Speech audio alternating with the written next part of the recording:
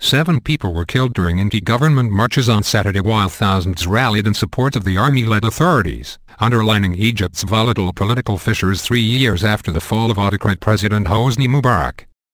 Security forces lobbed tear-gas and fired in the air to try to prevent demonstrators opposed to the government from reaching Tahrir Square, the symbolic heart of the 2011 uprising that toppled the former Air Force commander.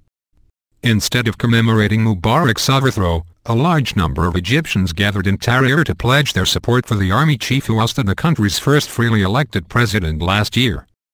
The chanting for General Abdel Fattah el-Sisi underscored the prevailing desire for a decisive military man they count on to end the political turmoil that has gripped Egypt since the 2011 Arab Spring Revolution and crippled the economy.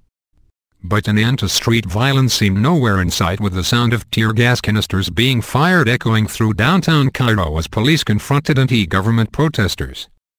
4 protesters were killed in different parts of the capital, where armored personnel carriers were deployed to try and keep order, and anyone entering Tahrir had to pass through a metal detector.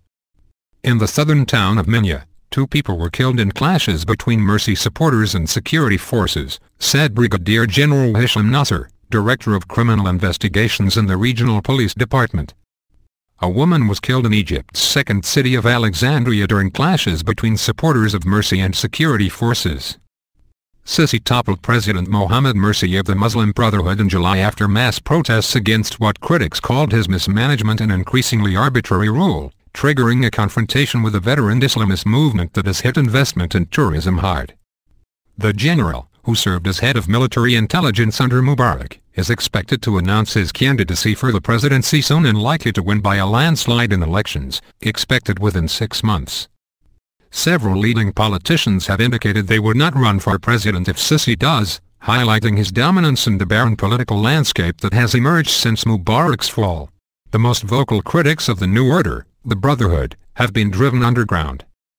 The army congratulated Egyptians on the anniversary of the 2011 uprising and said it would help people build on the gains of what it calls the June 30 revolution, a reference to the street unrest that prompted the army to oust Morsi.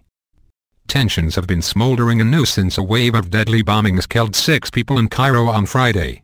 An al-Qaeda-inspired group, based in the lawless Sinai Peninsula, claimed responsibility, according to the site monitoring organization. Early on Saturday a bomb exploded near a Cairo police academy. No one was hurt, said the Interior Ministry.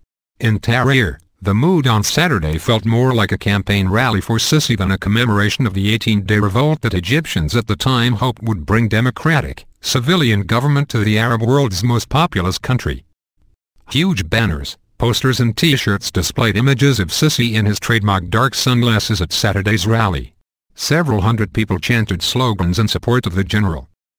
A woman named Heba dismissed the 2011 uprising and said the important revolution came when Egyptians held mass protests that led to the army takeover last July. "I'm here to support Sisi," she said.